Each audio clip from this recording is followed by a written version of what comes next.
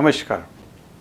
तो हमने नया चैप्टर लाइट शुरू किया था और लाइट के अंदर हमने लॉज ऑफ रिफ्लेक्शन, किसी भी प्लेन मिरर के अंदर लॉज ऑफ रिफ्लेक्शन जो आप छोटी क्लास में ऑलरेडी पढ़ चुके हो वो हमने देखे थे। और ये लॉज किसी भी टाइप की सरफेस के अंदर एप्लीकेबल हैं। तो जो प्लेन मिरर में जो लॉज एप्लीकेबल हैं वही स्फेरिकल मिरर में भी होंगे। स्फेरिकल मिरर्स क्या होते हैं? अगर एक कांच के गोले को हम कट कर दें तो वो जो पार्ट होगा उसको अंदर से भी हम पॉलिश कर सकते हैं और बाहर से भी पॉलिश कर सकते हैं। अगर बाहर से पॉलिश किया तो अंदर की सरफेस रिफ्लेक्टिंग सरफेस हो जाएगी और वो एक मिरर बनेगा जिसको बोलते हैं कॉनकेव मिरर। ठीक है। और अगर अंदर से पॉलिश कर दी उस केस में जो बाहर वाली सरफेस होगी वो रिफ्लेक्टिंग सरफेस होगी और उससे जो मिरर बनेगा उसको हम बोलेंगे कॉन्वेक्स मिरर। ठीक है। अब ये दोनों मिरर्स के अंदर इमेज कैसे फॉर्म होगी ये अगर हमको देखना है तो उसके 2-3 चीजें आपको जस्ट याद रखनी है और ये हम यहाँ पे पढ़ रहे हैं image formation by spherical mirror. अब देखिए इसमें 2-3 चीजें जो आपको याद रखनी है वो क्या है। सबसे पहली, जो भी ray of light parallel to X axis आएगी रिफ्लेक्शन के बाद में या तो वो फोकस से पास होगी और या फिर फोकस से निकलती हुई प्रतीत होगी। ऐसा महसूस होगा कि फोकस से निकल रही है। अब ये चीज किस में होगी? ये चीज होगी कॉन्वेक्स और कॉनकेव मिरर में। देखिए यहां पे ये अगर एक कॉनकेव मिरर है, कॉनकेव मिरर तो इसकी रिफ्लेक्टिंग सरफेस यहां पे होगी। इसका सेंटर ऑफ कर्वेचर यहां पे होगा। ये अगर इसका सेंटर ऑफ कर्वेचर C है, ठीक है, प्रिंसिपल फोकस हमेशा ये बिल्कुल इसका मिड पॉइंट होगा। ये अगर इसको हम पोल बोलें और ये प्रिंसिपल एक्सिस है, ये प्रिंसिपल एक्सिस है। ठीक है। तो अगर रे ऑफ लाइट ये पैरेलल टू प्रिंसिपल एक्सिस अगर आ रही है तो रिफ्लेक्शन के बाद में जैसे ये रे आई यहां से चल के और यहां से रिफ्लेक्ट होगी और ये फोकस से ही पास होगी तो this will pass through focus. ऐसे ही यहां पे भी अगर हम लेंगे तो ये भी इधर से अगर कोई रे आए तो ये भी रिफ्लेक्शन के बाद में ये फोकस से पास होगी। ठीक है। तो जो पैरेलल है वो रिफ्लेक्शन के बाद में फोकस से पास होगी। ठीक है। और अगर हम ये तो कौन सा मिरर हुआ? कॉनकेव मिरर हुआ, है ना। और कॉन्वेक्स मिरर के अंदर क्या होगा? कॉन्वेक्स मिरर में यहाँ से पॉलिश किया हुआ है तो ये बाहर वाली जो सरफेस है ये रिफ्लेक्टिंग सरफेस है और इसमें अगर रेज पैरेलल आएंगी, अगर पैरेलल आई, ये पैरेलल आई तो यहाँ से ये रिफ्लेक्ट यूं होगी। अब ये रिफ्लेक्ट कैसे होगी? ये आई और यहाँ से रिफ्लेक्ट हुई। अब ये जो है हमको ऐसा महसूस होगा कि ये प्रिंसिपल फोकस से निकल के आ रही है क्योंकि इसमें तो प्रिंसिपल फोकस कॉनकेव मिरर के सामने है ना। लेकिन इसमें ये सेंटर ऑफ कर्वेचर है, ये फोकस है और ये पोल है ना। ये बिल्कुल इसका मिड पॉइंट होता है, ये ध्यान रखना आप। तो जब ये यहाँ से आके रिफ्लेक्ट हुई तो ये रिफ्लेक्ट होने में ये महसूस क्या हो रही है कि ये यहां से फोकस से निकल के आ रही है। ठीक है, तो पहली चीज आपको ये याद रखनी है कि अगर कोई सी भी ray of light parallel to principal axis आ रही है तो रिफ्लेक्शन के बाद में या तो फोकस से पास होगी और या फिर फोकस से निकल के आती हुई महसूस होगी हमको, है ना, ये दोनों केसेस। अच्छा, लाइन पैरेलल मतलब क्या? भाई पैरेलल का कुछ मतलब तो होना चाहिए। देखिए, अगर ये हमारी आंख के सामने है, अब ये आंख के सामने है तो ये आंख पे ऐसा ये जो एंगल बनेगा यू बनेगा। ठीक है, अब इसी को हम थोड़ा दूर ले जाएं, अब जो एंगल बनेगा ये और छोटा हो गया। इसको और दूर ले जाएं तो इससे जो एंगल बनेगा आंख के ऊपर वो और छोटा हो जाएगा। अगर इसको हम 5 किलोमीटर दूर ले जाएं तो वो एंगल इतना छोटा बनेगा कि वो अगर 0.00000000001 अगर इतना डिग्री का बन रहा है तो it can be taken approximately equal to 0 degree, है ना। तो 0 डिग्री, जब दो लाइंस के बीच का एंगल 0 डिग्री होता है तो हम ये बोलते हैं दीज लाइंस आर पैरेलल। जैसे देखिए, पैरेलल लाइन की डेफिनेशन वही है कि the lines which are meeting at infinity, ये एक्चुअली डेफिनेशन है, क्योंकि पैरेलल लाइन जब अगर हम रेल की पटरी के बीच में अगर खड़े हो जाएं, है ना, रेल की पटरी पैरेलल है, लेकिन हम अगर देखेंगे तो हमको क्या लगता है कि ये जाके इन्फिनिटी पे जाके ये मिल रही हैं। एक्चुअली मिल तो रही नहीं है, लेकिन हम जहाँ तक देख सकते हैं वहाँ लास्ट पॉइंट पे हमको ऐसी लगती है कि ये दोनों जाके मिल रही हैं। तो parallel lines are lines which are meeting at infinity. तो पैरेलल रेज वो क्या होंगी? दे विल बी, मतलब इंफिनिटी से अगर कोई सी रेज आ रही है mean they will be considered as parallel raise.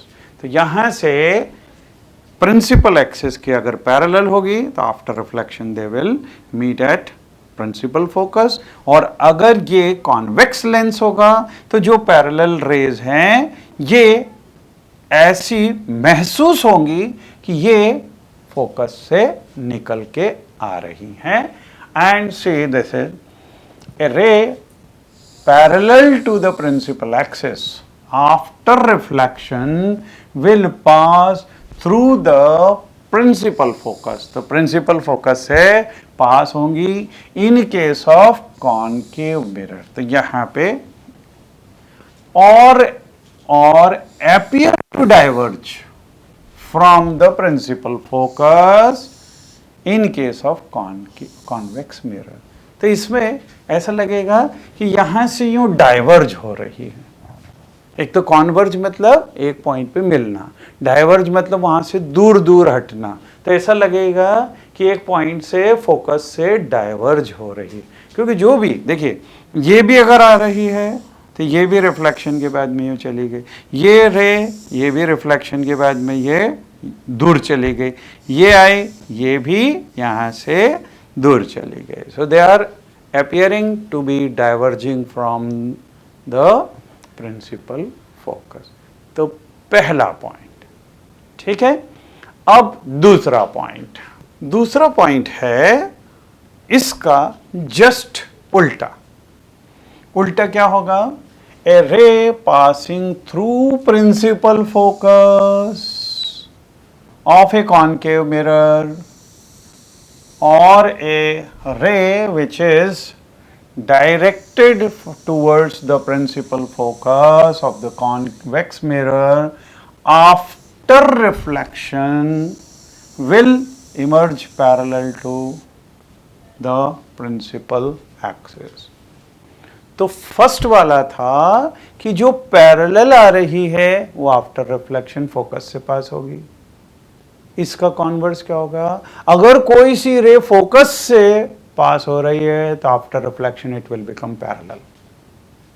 और ऐसे ही कॉन्वेक्स मिरर के अंदर भी, इसके अंदर भी ये अगर कोई सी रे, ये देखिए इसके अंदर सबसे पहले तो इधर देखें, इसमें ये अगर सी है सेंटर ऑफ कर्वेचर, ये फोकस है और ये पोल है, ठीक है। अब ये रे ये फोकस से पास हो रही है, ये फोकस से पास हुई तो रिफ्लेक्शन के बाद में ये पैरेलल हो जाएगी, this will become parallel to this. और यहां पे अब देखिए इसके अंदर ये सेंटर ऑफ कर्वेचर, ये प्रिंसिपल फोकस और ये है पोल। तो अगर ये रे कोई, ये देखिए अगर ये नहीं होता तो ये फोकस में चली जाती, और ये जो आ रही है प्रिंसिपल फोकस की तरफ, ये after reflection this will become parallel. तो पहला, अगर पैरेलल है रे तो after reflection it will pass through focus और appear to coming from focus. और इसका कॉन्वर्स कि अगर कोई रे फोकस से पास हो रही है तो after reflection it will become parallel, okay. और यही चीज कॉन्वेक्स मिरर के अंदर भी होगी। And third one, third is a ray passing through centre of curvature. अगर सेंटर ऑफ कर्वेचर से पास होगी तो सेंटर ऑफ कर्वेचर से जो भी लाइन पास होगी वो ये समझ लो नॉर्मल है, और नॉर्मल्स के थ्रू कोई सी भी लाइन जाएगी तो वो वापस से वैसी की वैसी रिफ्लेक्ट हो जाएगी, है ना। तो यहाँ पे देखिए ये सेंटर ऑफ कर्वेचर, ये फोकस और ये पोल, ठीक है। अब अगर ये रे यहां से सेंटर ऑफ कर्वेचर से गई तो ये अगर ऐसी जा रही है तो ऐसी की ऐसी रिफ्लेक्ट हो जाएगी। आप ये ध्यान रखिए, जो भी सेंटर ऑफ कर्वेचर से लाइन या रे होगी दैट विल बी नॉर्मल, ठीक है। और यही की यही चीज हम इसमें कॉन्वेक्स मिरर में भी देख सकते हैं। अगर ये सेंटर ऑफ कर्वेचर है, ये फोकस है और ये पोल है, अब अगर ये रे सेंटर ऑफ कर्वेचर की तरफ जा रही है तो ये एक्चुअली इसको अगर पीछे की साइड और आगे बढ़ाएंगे तो ये सेंटर ऑफ कर्वेचर से पास हो रही, ठीक है। तो ये अगर ऐसी जाएगी तो ऐसी की ऐसी रिफ्लेक्ट बैक हो जाएगी ये, ठीक है। तो ये खास 3 पॉइंट्स आपको मालूम होना चाहिए। पहला, जो पैरेलल वो after reflection pass through focus और appear to come from focus. दूसरा, अगर फोकस से पास हो रही है तो after reflection it will become parallel. और तीसरा, जो सेंटर ऑफ कर्वेचर से पास होगी वो as it is reflect back हो जाएगी, है ना, उसी रास्ते से वापस हो जाएगी, ठीक। चौथा पॉइंट है a ray incident obliquely to the principal axis towards the point P, that is pole of the mirror. अब हमने ये देख लिया कि फोकस से पास होने वाली कैसी वो होगी। अब यहाँ पे पोल में अगर कोई सी रे, ये देखिए ये सेंटर ऑफ कर्वेचर, ये फोकस और ये है पोल। So if this is towards the point P, pole on the concave mirror or convex mirror is reflected obliquely, मतलब अगर ये इस तरह से आ रही है तो obliquely then this angle will be equal to this angle, ये ऐसी कैसी यहाँ पे रिफ्लेक्ट होगी। And same thing will happen here also, ये सेंटर ऑफ कर्वेचर, ये फोकस और ये अगर पोल है, ठीक है। तो ये रे इस डायरेक्शन में आई तो ये जो एंगल यहाँ पे बनेगा वही एंगल यहाँ पे भी बनेगा और ये ऐसी की ऐसी रिफ्लेक्ट हो जाएगी। So the incident and reflected ray follow the laws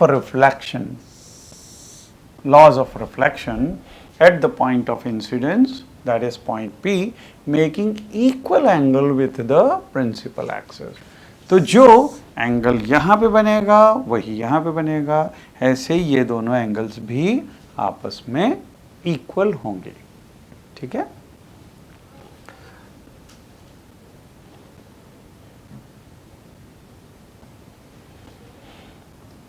अब हम आ रहे हैं इम्पॉर्टेंट चीज़ जो आपको ये अपनी कॉपी में बनाना पड़ेगा। Image formation by concave mirror. पहले हम कॉनकेव मिरर में अलग अलग पोजीशंस पे कैसे इमेज बनेगी, ऑब्जेक्ट कहाँ पे रखें तो इमेज कहाँ पे बनेगी, ये आपको अपनी कॉपी में बनाना आना चाहिए। देखिए कुछ टिप्स मैं आपको दूंगा, क्योंकि सबसे पहले आपको कॉनकेव मिरर, प्रिंसिपल फोकस और सेंटर ऑफ कर्वेचर इनकी पोजीशंस मालूम होनी चाहिए। आप अगर फिगर बनाना है तो क्या करो, राउंडर को 6 सेंटीमीटर एक्सपांड करो। 6 सेंटीमीटर इसलिए बोल रहा हूँ क्योंकि इसमें ना तो फिगर बहुत बड़ा बनेगा ना बहुत छोटा बनेगा। और 6 सेंटीमीटर अगर हम वो लेते हैं, रेडियस लेते हैं, क्योंकि यहाँ पे आप ये सेंटर ऑफ कर्वेचर है, ये फोकस है और ये पोल है, तो आपको सबसे पहले क्या करना है, 6 सेंटीमीटर राउंडर को एक्सपांड करो और इसको यहाँ पे रख के ऐसा ये, अच्छा ये भी ध्यान रखना आप, जैसे अगर अपने कॉपी में जो लाइन है, अगर लाइन पे आप रखते हो राउंडर की निडल को और फिर उसके बाद में अगर आप ये बनाओगे तो जैसे अगर 2 लाइन ऊपर तक जा रहे हैं तो 2 लाइन नीचे तक बनाना है, या 3 लाइन ऊपर तक जा रहे हैं तो 3 लाइन, जैसे ये है, ये अगर आपके लाइन के ऊपर यहाँ पे रखा तो अगर ये 3 लाइन ऊपर जा रहा है तो 3 लाइन नीचे भी, जिससे कि एकदम सिमेट्री दिखनी चाहिए। ठीक है। तो एक बार जब आपने ये बना लिया, अब 3 सेंटीमीटर पे इसको भी मार्क कर दो, क्योंकि अगर यहाँ से यहाँ तक आपका ये 6 सेंटीमीटर है तो 3 सेंटीमीटर पे आप इस फोकस को मार्क कर दो। ठीक, क्योंकि ये एक्यूरेट बनना चाहिए फोकस और सेंटर ये बराबर, क्योंकि हमको सब रेज जो है पास करनी है फोकस से, है ना। तो ये आपने सबसे पहले सी पे निडल रखी और ये ड्रॉ किया, आधे पे 3 सेंटीमीटर पे इसको मार्क कर लिया, और फिर ये जो आर्क बना है इसमें इस साइड से इसको ऐसे लाइनें ड्रॉ कर दो, तो ये शो करेगा कि इस तरफ से इसकी पेंटिंग की हुई है और ये वाली सरफेस इसकी रिफ्लेक्टिंग सरफेस है। ठीक है, तो ये एक बार बन गया। अब हम first case, object at infinity. अगर ऑब्जेक्ट इन्फिनिटी पे है, इसका मतलब जो रेज हैं वो पैरेलल आ रही हैं प्रिंसिपल एक्सिस के। ठीक है, तो आप ये रेज यहाँ पे, जैसे अगर ऑब्जेक्ट है और ये रेज पैरेलल आ रही है, और हमने ये देखा है कि जो भी रे पैरेलल आती है after reflection it is passing through focus. तो अगर ये वाली लाइन पैरेलल है, ये भी फोकस से पास होगी, दूसरी बनाएंगे वो भी फोकस से पास होगी, तीसरी बनाएंगे, जितनी भी लाइंस बनाएंगे ये after reflection they will pass through focus. तो ये यहाँ पे ऑब्जेक्ट इन्फिनिटी पे रखा हुआ है और इसकी आफ्टर रिफ्लेक्शन जितनी भी रेज हैं सब एक पॉइंट पे मिल रही है।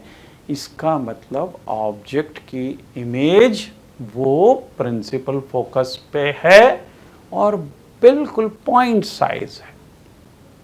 This is of point size, क्योंकि एक ही पॉइंट पे सब मिल रही है और कोई सी भी रे यहाँ से अगर आएगी तो वो फोकस से तो पास ही नहीं हो सकती, क्योंकि वो तो इन्फिनिटी पे है। इन्फिनिटी पे है मतलब पैरेलल टू प्रिंसिपल एक्सिस ही होगी। तो यहाँ पे इस केस के अंदर if position of the object this is at infinity, this is at infinity, then position of the image कहाँ पे बनी, this is at the focus, यहाँ पे फोकस पे बन रही है। फिर साइज ऑफ द इमेज ये कैसी है, ये एक पॉइंट के बराबर means highly diminished point sized image you will get. And nature of the image, अब देखिए ये वाली ये इमेज को हम एक पर्दे पे या एक कागज के ऊपर इसको ऑब्टेन कर सकते हैं। इवन अगर आपने ये कॉनकेव मिरर अगर सूरज की तरफ रख दिया, सूरज से जितनी रेज आएंगी वो पैरेलल होंगी। हम एक अगर छोटा सा कागज का टुकड़ा यूं करके अगर इसके बीच में रखेंगे तो इसको आगे पीछे लेके जाओ और आप देखोगे कि एक जगह ऐसी आएगी जहाँ पे सन की बिल्कुल पॉइंट इमेज रहेगी। अच्छा, एक चीज़ और, लाइट रेज तो फोकस के ऊपर कॉन्वर्ज हो ही रही हैं, सबकी सब लाइट रेज जो है वो फोकस के ऊपर मिल रही हैं, तो इतना शाइनिंग वाला एक पॉइंट यहाँ पे बल्कि सूरज की इमेज यहाँ पे दिखेगी। इसके साथ में हीट वाली जो जितनी भी रेज हैं वो भी हीट विल ऑल्सो, वो भी वहाँ पे कॉन्वर्ज हो जाएंगी। तो थोड़ी देर बाद आपको ये लगने लगेगा कि ये जो पॉइंट अगर बिल्कुल एकदम कॉन्वर्ज हो रही हैं और उस पॉइंट पे आपने इसको फोकस कर लिया तो थोड़ी देर बाद ये कागज जलने लगेगा, क्योंकि हीट वो भी उसमें से भी जो जितनी भी रेज जैसी हैं वो वहीं पे कॉन्वर्ज हो जाएंगी, तो वो वहाँ पे जलने लगेगा, हीट पूरी कॉन्सेंट्रेट हो जाएगी। तो इसको हम बोलते हैं real and inverted image, real and inverted image, right. अब हम देखिए एक एक करके हम पोजीशंस इसकी चेंज करेंगे। सबसे पहले इन्फिनिटी पे था, ये पोल है, ये फोकस है, ये सेंटर ऑफ कर्वेचर है ना। आपको फिर से ये जितने भी 5-6 केसेस होते हैं, इन 5-6 केसेस में बिल्कुल वैसा का वैसा आपको अपनी कॉपी के अंदर वही 6 सेंटीमीटर रेडियस का आप कॉनकेव मिरर बनाओगे, बीच में फोकस और यहाँ पे पोल, बिल्कुल ऐसे कैसे आप 6 तो फिगर्स बना के रख लो, ठीक है, क्योंकि एक पोजीशन हुई इन्फिनिटी पे। अब इन्फिनिटी के बाद में उसको और पास में लेके आए, और पास में लेके आएंगे, अब सेंटर ऑफ कर्वेचर से थोड़ा सा दूर रखो, ठीक है, ये दूसरी पोजीशन होगी। तीसरी होगी उसको और पास ले आए, सेंटर ऑफ कर्वेचर पे ले आए, तो ये तीसरी पोजीशन होगी।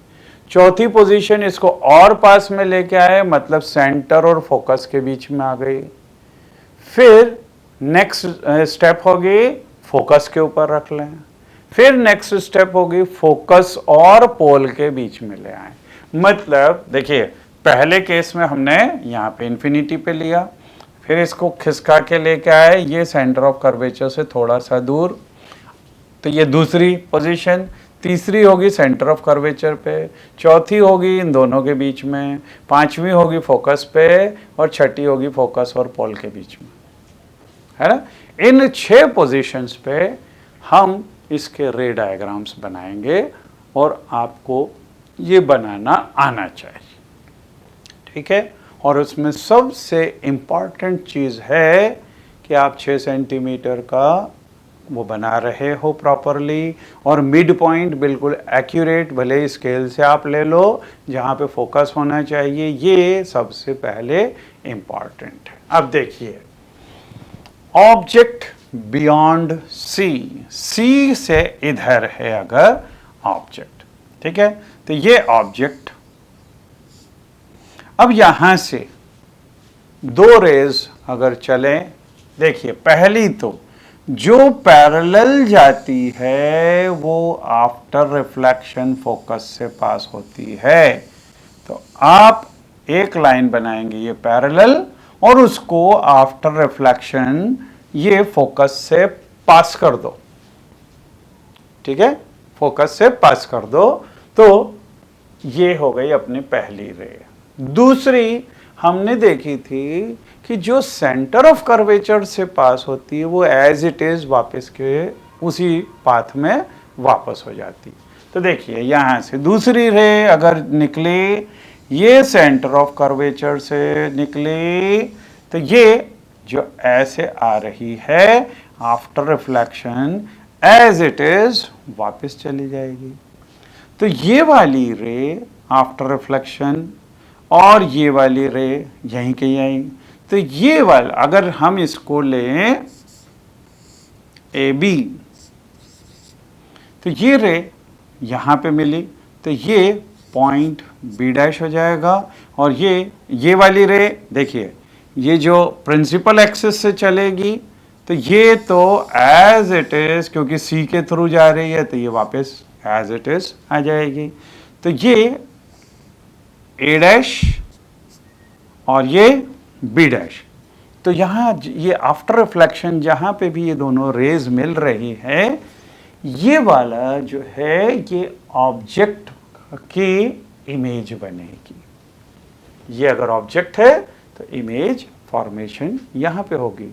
इवन तीसरी चीज भी आप करके देख सकते हो, इसमें क्या है, जो रे फोकस से पास होती है वो आफ्टर रिफ्लेक्शन पैरेलल हो जाती है।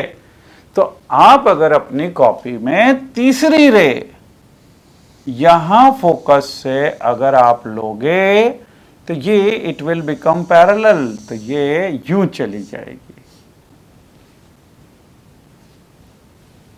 तो तीसरी रे भी आप इसको करके देख सकते हो। पहली parallel to principal axis, after reflection it will pass through focus. दूसरी जो सेंटर ऑफ कर्वेचर से जा रही है एज इट इज उसी पाथ में वापस चली जाएगी।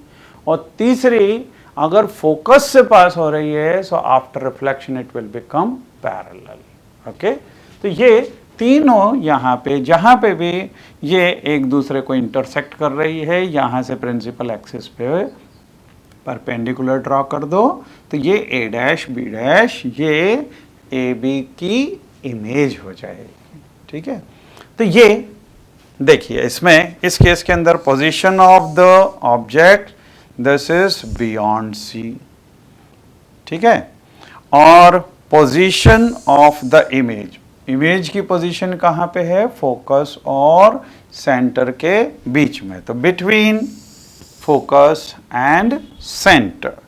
फिर साइज ऑफ द इमेज, देखिए यहाँ पे इतना बड़ा ऑब्जेक्ट लिया था लेकिन इसकी साइज छोटी हो गई। और आप खुद देखोगे जब ये फिगर बनाओगे कि यहाँ पे अगर ऑब्जेक्ट बड़ा बनाया तो इसकी इमेज छोटी सी बनेगी, मीन्स दिस इज डिमिनिश्ड।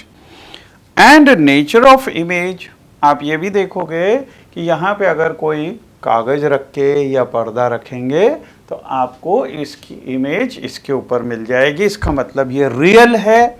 दूसरी चीज, अगर ऑब्जेक्ट यूं ऊपर है तो इमेज नीचे की साइड है, मतलब दिस इज इन्वर्टेड ऑल्सो।